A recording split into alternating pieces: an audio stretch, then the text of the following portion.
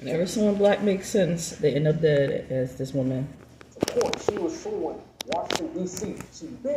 She was suing Washington, D.C. Kia Duggins, a civil rights attorney, says the pretrial and drug-free zone provision can disproportionately affect black and brown residents, further resulting in the undermining of their constitutional rights and protections. Once you put somebody in a cage, especially pre-trial when they're still legally innocent, their whole life is destabilized. They lose their housing. They, might lose access to their children.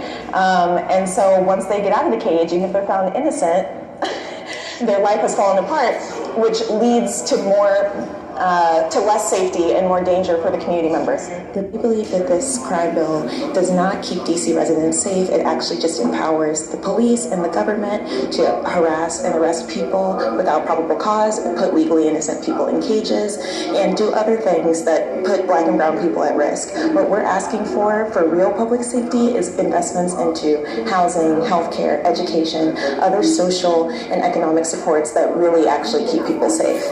And like I always say, make that make sense. And to this day, every time I think about Kia Duggins, it still hurt my heart on how she died. You telling me a plane full of people, you telling me a Black Hawk helicopter crashed into that plane, they only had 1 minute to land that plane, and you telling me that was just a coincidence? No, I don't feel like that was a coincidence. And look, if I'm tripping, if y'all feel like I'm tripping, in the comment section, tell me I'm tripping. And look, the rabbit hole gets even. Of course it does. Check this out.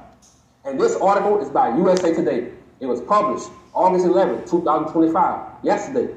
President Trump says other U.S. cities could be next as he deploys National Guard to D.C. We're not going to lose our cities over this. Trump said he might expand his crackdown on crime in the nation's capital to other major U.S. cities as that was always the plan. Plans to send 800 National Guard troops into Washington, D.C.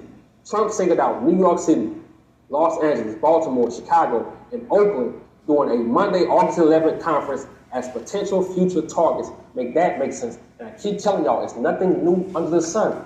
President Nixon did the same exact thing, but his campaign was war on drugs, and it was all a scam. His own assistant told the whole story. He said first they was going to put the drugs in the black community, then they was going to arrest everybody, and then they was going to use the media to make the black community look like the villains. I keep telling y'all, nothing has changed. The game is cold with these people. And see, now I have to spaz out. Look, crime is down in D.C., Baltimore, New Orleans, and Chicago. But listen up, you have to use your common sense. Without crime and chaos, these racist politicians, they cannot make money. And remember, crime pays. It's the American